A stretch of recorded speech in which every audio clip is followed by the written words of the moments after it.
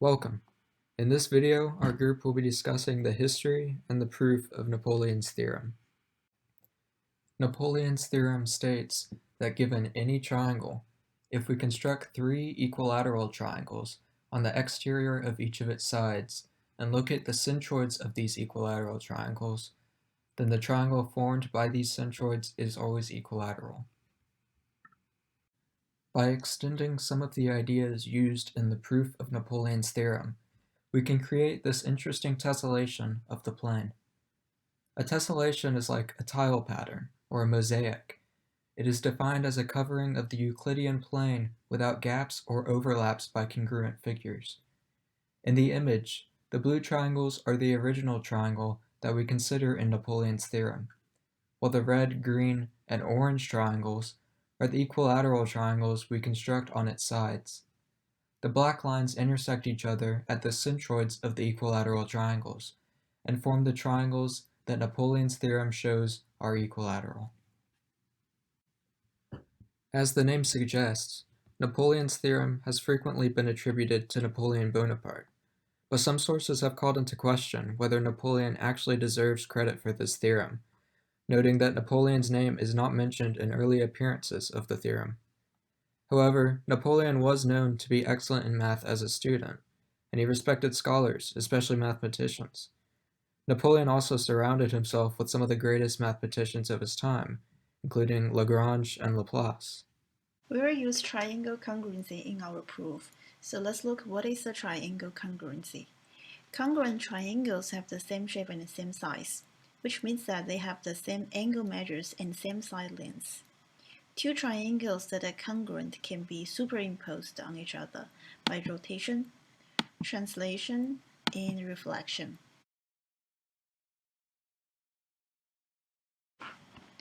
So how to prove triangle congruency? We will introduce two criteria to prove triangle congruency, because we will use this in the proof of Napoleon's theorem. The first criteria is SAS, which stands for side angle side. If two sides and the included angle of one triangle are congruent to the sides and the included angle of another triangle, then these two triangles are congruent. The proof uses proposition 4 of Euclid's elements, that is superposition. In the diagram below, DE equals AB, EF equals BC, and angle E equals angle B. We can perfectly superimpose points DEF onto points ABC. We can find that DF equals AC and angle A equals angle D, angle C equals angle F, which means that triangle DEF is congruent to triangle ABC. Let's look at Pons Asinorum. This is also known as the isolated triangle theorem. So what is an isolated triangle? An isolated triangle is a triangle with at least two equal sides. The isolated triangle theorem states that if two sides of a triangle are equal, then the angles opposite the sides are equal. So let's look at the diagram here. Let triangle ABC be isolated triangle with base BC, which means AB equals AC. Then angle B equals angle C. So how to prove this theorem? So we will use SAS criteria to prove this. We will form another triangle ABC here. For these two triangles, AB equals AC and AC equals AB, and angle A equals angle A. So triangle ABC is congruent to triangle ACB by SAS criteria. So we can conclude that angle B equals angle C. Let's look at another criteria to prove triangle congruency, that is SSS, which stands for side, side, side. If the three sides of a triangle equal in the length to the three sides of another triangle, then these two triangles are congruent. Let's look at the diagram here. We have two triangles ABC and triangle DEF. If AC equals DF, BC equals EF, and AB equals DE, by SSS criteria, we can conclude that the triangle ABC is congruent to triangle DF. So let's look at how to prove this. We will use SAS criteria and Pons Asinorum to prove this. So first, let's move triangle DF such that side DE coincides with side AB. Since AF equals AC, so angle 2 equals angle 4 by the Pons Asinorum. Similarly, we can get angle 1 equals angle 3, so angle 1 plus angle 2 equals angle 3 plus angle 4. That is, angle AFB equals angle ACB. So we can conclude that the triangle ABC is congruent to triangle ABF by SAS criteria. So we have proved that triangle ABC is congruent to triangle DEF. Equilateral triangles are a central component of Napoleon's theorem. An equilateral triangle is a triangle in which all three sides have the same length. In addition, all three angles of an equilateral triangle measure 60 degrees. Another central component of Napoleon's theorem is the centroid. The centroid of a triangle is the point at which the three medians of the triangle intersect. A median is a line that goes through one vertex of the triangle and the midpoint of the side opposite that vertex. For example, in the image below, the blue lines are the medians of the triangle. The red points are the midpoints of the sides, and the green point is the centroid. We will now prove the existence of the centroid of an equilateral triangle. Although the centroid exists for all triangles, Napoleon's theorem only requires us to examine the centroid of equilateral triangles.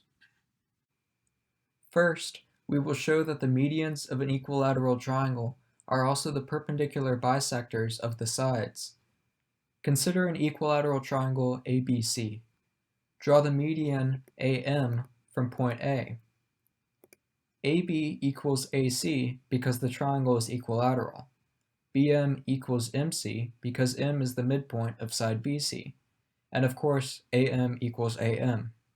So triangle ABM is congruent to triangle ACM by SSS. It follows that angle AMB equals angle AMC equals 90 degrees. Thus, AM is the perpendicular bisector of side BC. Similarly, the median from B is the perpendicular bisector of AC, and the median from C is the perpendicular bisector of AB.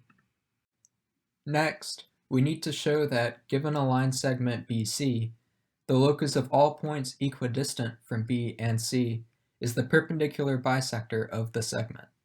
Suppose that A is a point on the perpendicular bisector of BC. Draw triangle ABC in the perpendicular bisector AX.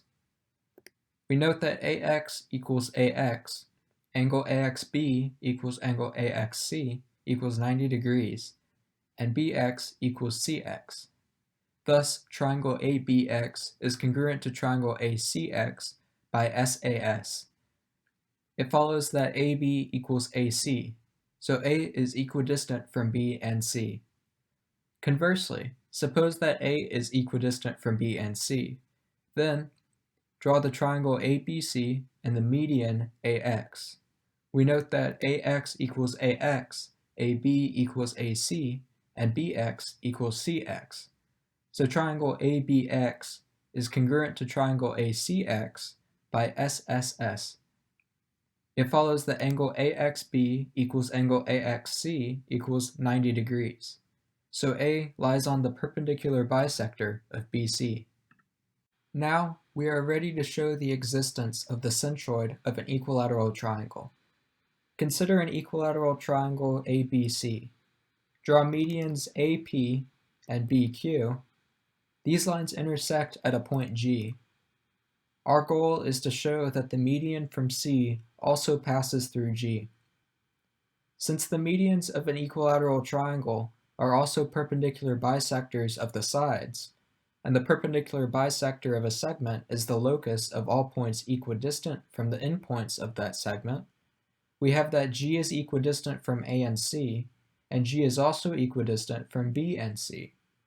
It follows that G is equidistant from A and B, and thus lies on the perpendicular bisector of AB. But the perpendicular bisector of AB is the same as the median CR. So the median from C passes through G. Thus, we have demonstrated the existence of the centroid of an equilateral triangle. Let's look at the rotation. The rotation into the Euclidean geometry is a rigid transformation with one fixed point.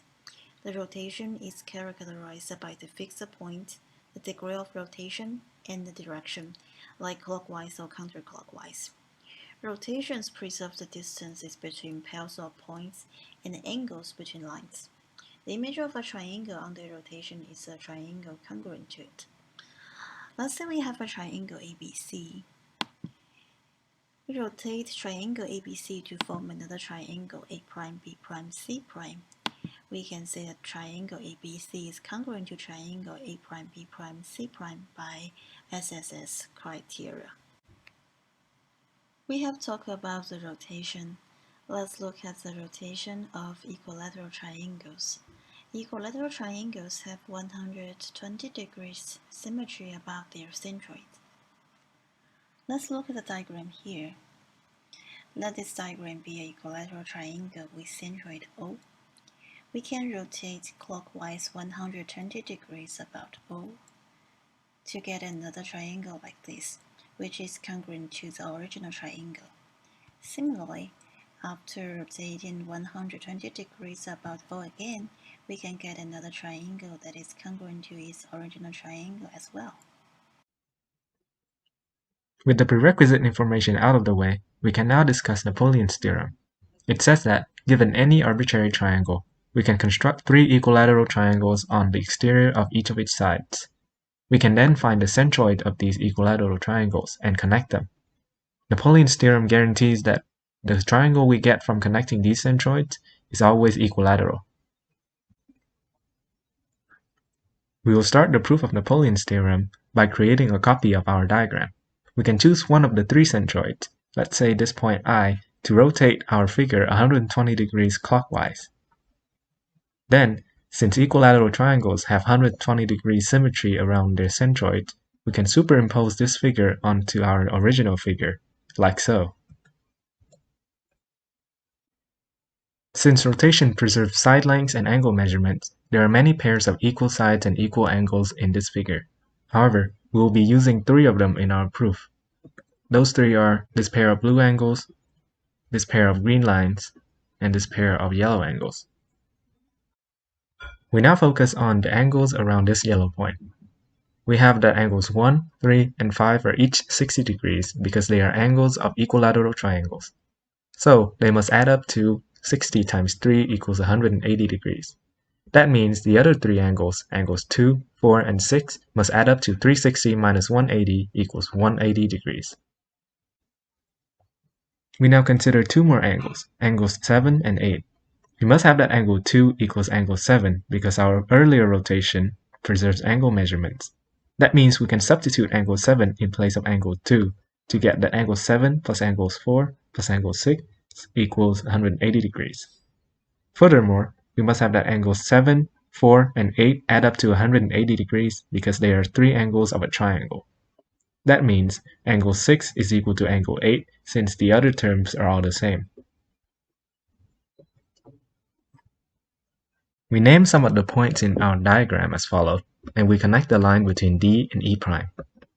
We consider triangles ABC and DAE'. Sides AB and DA are equal because they are side lengths of the same equilateral triangle. We've shown previously that angles ABC and DAE' are equal. Lastly, sides BC and AE' are equal because they are side lengths of congruent equilateral triangles.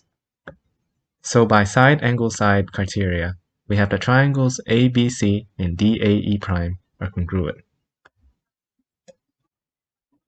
Now we will consider two large pentagons in this diagram. The first one in blue, which we move to the side, and the second one in green. We've shown previously that the triangle in the middle of both of these pentagons are congruent, so they are constructed the same way, and they must be congruent as well. And we can easily see that one of them is just a rotation of the other. This also means that the red lines connecting the centroids of the two equilateral triangles on the sides are also constructed the same way, and they must be of equal length. Their original position is highlighted in the original figure in yellow. We will now focus on the triangles in the middle and consider triangles GIH and GIH prime. We've shown just now that GH is equal to GH prime. We also know that IH is equal to IH prime because rotation preserves side length. And finally, GI is a common side to both triangles. So, by side-side-side congruence criteria, we know that triangle GIH is congruent to triangle GIH prime. And we can also conclude that angles GIH is equal to angle GIH prime, highlighted in blue. We will now focus on the angles around point I. We know that angles 1 and 3 are equal because rotation preserves angle measurement. We also know from just now that angles 1 and 2 are equal. That means angles 1, 2, and 3 are equal. We can do more of the same rotation that we did at the beginning to get this diagram. We can use the same arguments that we have been using to show that angles 3, 4, and 5 are equal, as well as angles 5, 6, and 1 are equal. Stringing these equalities together, we have that the 6 angles around point I must be equal. And since all angles around a point must add up to 360, we must have that each of them is 60 degrees. Returning to our original diagram, we have just shown that angle I is equal to 60 degrees. But the choice of point I at the beginning was arbitrary, so that means we can use the same argument to show that angles G and H are also 60 degrees. Since these three angles are equal, we can conclude that triangle GIH is equilateral. And we've just proven Napoleon's theorem. We hope you have enjoyed our presentation of Napoleon's theorem. We would like to thank Dr. Akbar at the University of Texas at Dallas for assisting us with this project for Math 3321. Thank you for your time and have a great day.